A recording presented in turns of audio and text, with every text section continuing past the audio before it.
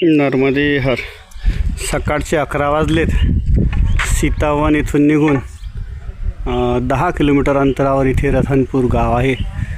तर इथून पुढे जयंती माता मार्ग आहे 10 किलोमीटर आणि तिथे आज संध्याकाळचा पडाव पडणार आहे. आणि या रतनपूरमध्ये सुद्धा खेडापती सरकार हनुमान अन्न क्षेत्र आहे.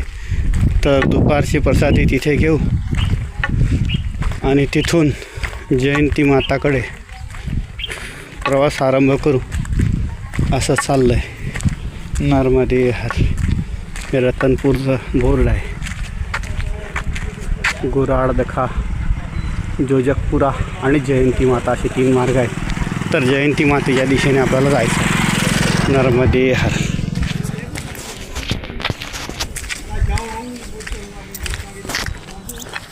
थोड्या आरोग्यासंबंधी समस्या आल्या होत्या, पण माई काही ठेवत नाही, चांगलं करते आणि विश्वास दृढ पाहिजे. ह्या गोष्टी येतातच. परीक्षा त्याची होते जो पूर्णपणे नर्मदे तिच्यामध्ये स्वतःला विलीन करून घेतो. बघते ती किती टिकतो काय, आणि करू द्यात. परीक्षा झाल्याशिवाय आपल्याला उत्तीर्णतेचं सर्टिफिकेट कसं मिळेल आणि माईच्या चरणी उत्तीर्ण व्हायचं आहे. कुठलं प्रमाण घेऊन किती दिवसात करायची काय असं काही नाही. आपल्याकडून परिक्रमा तिने करून घेतली म्हणजे खूप झालं. नर्मदे हर मात गंगे हर.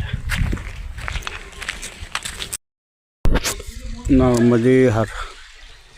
आज दुपारी या आश्रमामध्ये प्रसादी घेतली.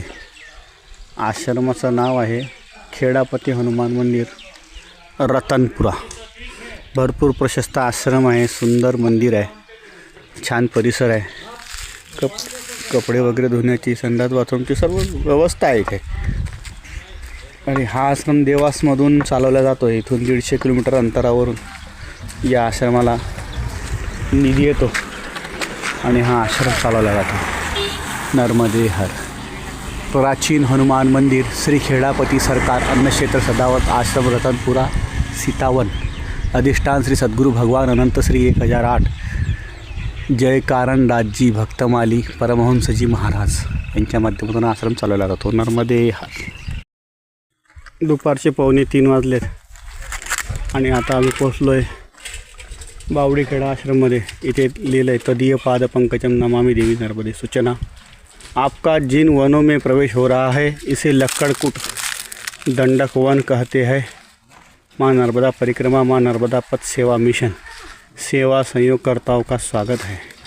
नर्मदे हर मात गंगे हर. आणि असा हा इथे आश्रम आहे. या आश्रममध्ये सुद्धा परिक्रमावासींना सेवा मिळते. बाबाजी बोलत आहे. नर्मदे हर.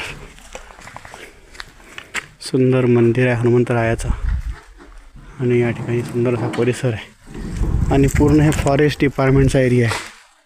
सगळं इकडे जंगल आहे, चहूदिशेने जंगल आहे.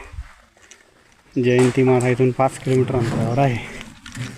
तर चला, सध्या थांबण्याची गरज नाही. पाठीमागं काय प्रसादी मिळाली त्यामुळे इथूनच दर्शन घेऊ आणि नर्मदे हर.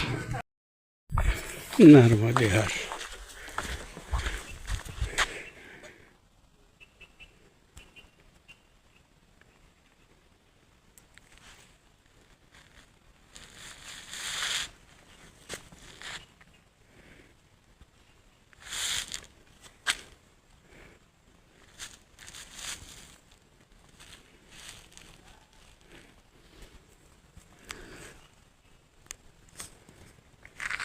नर्मदे हर. हे असं आहे लक्कड़कोटच्या झाडीचं दर्शन. हा दंडक वरून ठेवून गेला. काठी जरी वाजली तरी त्याचा आवाज होतो. आणि एवढी शांतता आहे, एवढं भयावह वातावरण आहे की कुठल्याही परिस्थितीत कुठल्याही बोलीतून कुठलाही प्राणी येऊ शकतो. काल परवा या जंगलात 2 परिक्रमावासींना एकत्र चालताना 2 वाहक दिसले आणि मागच्या आठवड्यात सिंहसुद्धा दिसला. पण ते मानवाला काही करत नाहीत.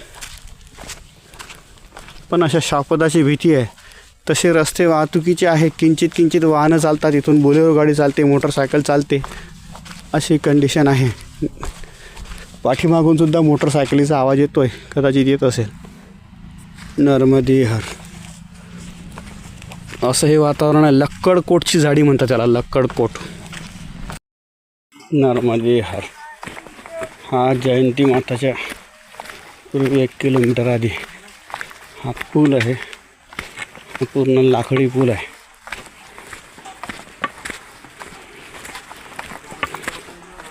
आणि लाकडाच्या अखंड सागवांचे लाकड आहेत. त्या लाकडांवर ठेवूनच हे सर्व या ठिकाणी निर्माण केलं आहे. खाली मोठे मोठे झाड आहेत सागवांचे. नर्मदे हर मात गंगे हर जटाशंकरे हर हर महादेव असा हा संपूर्ण पूल आहे.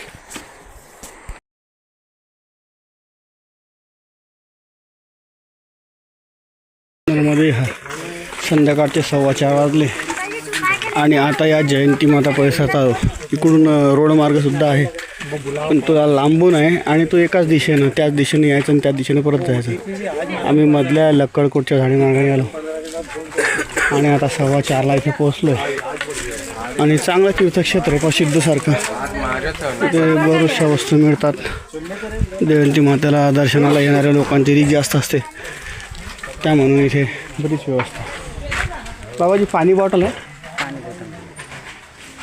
है किसी दुकान पे? किसी दुकान पे नहीं है.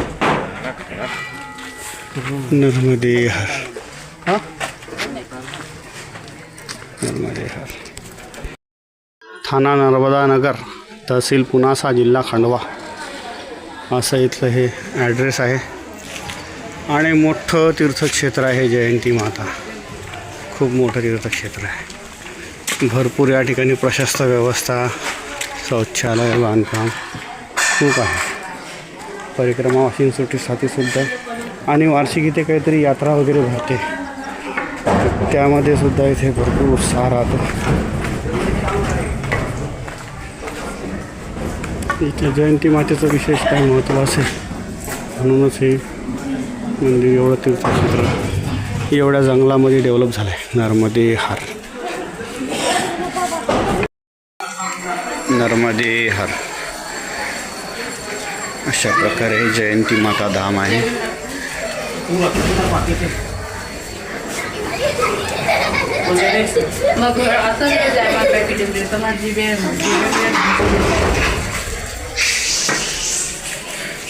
नर्मदे हर जयंती माता की जय.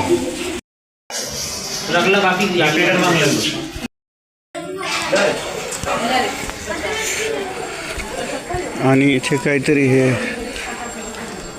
पन्न्या बांधून ठेवलं आहे, काय माहिती काय ते. वर पाळणे सुद्धा आहेत लटकवलेली. आणि असं हे स्थान आहे. ते बऱ्याचशा पन्न्या वगैरे बांधून लोकांनी काहीतरी करून ठेवलं आहे.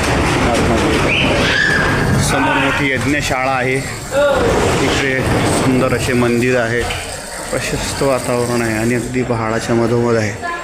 आम्ही चालत आलो तिकडून 10 किलोमीटर आणि